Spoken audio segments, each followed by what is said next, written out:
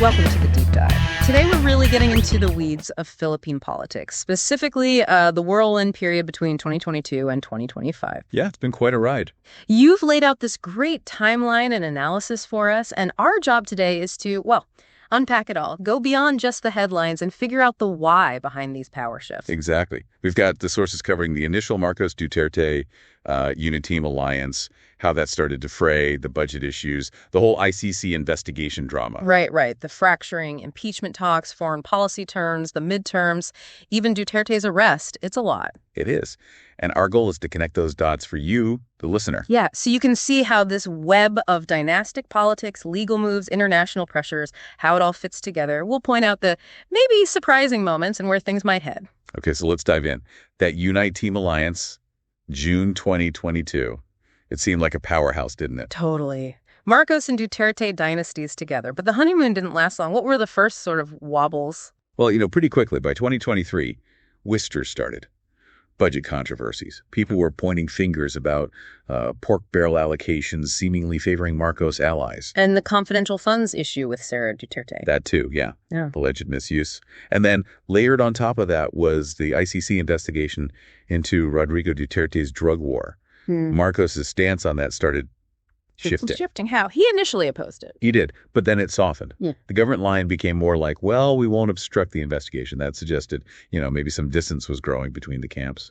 Okay, so those budget fights, the ICC stance, that really set the stage for the big public break in July 2024. Absolutely. Sarah Duterte resigning from the cabinet, skipping the State of the Nation address, citing political harassment like her security detail being removed. It was very public. And then came the impeachment complaints against her over those confidential funds. Right. Framed as anti-corruption, naturally. But the timing and context, many saw it as a clear political move, a way to neutralize a potential rival. Which really brings us to how these kind of legal and institutional tools were being used, doesn't it? Definitely. It wasn't just open confrontation. We saw these budget realignments potentially aimed at weakening Duterte's base, the impeachment complaint, as we said. And then that clarification from the Marcos admin in late 2024, November, I think, explicitly saying they wouldn't block the ICC probe into Rodrigo Duterte. That felt significant. It was huge because not long after, March 2025, Rodrigo Duterte is arrested on an ICC warrant, and Marcos confirms he'll be extradited to The Hague. Wow.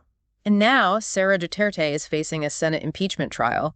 Probably April, May 2025. The timing, right around the midterms. Exactly. The midterm results could heavily influence how that trial plays out. It shows this deep intertwining of legal processes and political battles. And foreign policy became another flashpoint, too. Yes, that was a really clear divergence. Marcos pushing hard for stronger ties with the U.S. Which is a total contrast to the Dutertes, who historically leaned more towards China. And Sarah Duterte was noticeably quiet on China's actions in the West Philippine Sea during this period. Was that positioning? It certainly looked like it. Then Marcos, during the 2025 midterm campaigning, remember February, he directly called out the Duterte's pro-China stance, made his pro-U.S. policy a real campaign issue. Turning those midterms into essentially a proxy war between the two camps. Absolutely. Rival senatorial slates, the whole deal. You also had the Liberal Party trying to carve out space, talking about democracy, anti-dynasty. But struggling to get traction, it seems. Caught between these two Goliaths. Pretty much. It speaks volumes about the underlying dynamics.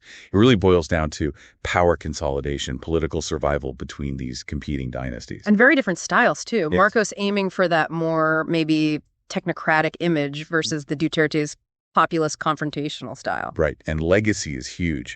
Marcos wanting to maybe rehabilitate the family name, distance himself from Duterte's rights record, that Duterte's trying to preserve their influence. So if Marcos gets a decisive win in the midterms, that really cements his control, weakens his rivals significantly. Potentially, yes.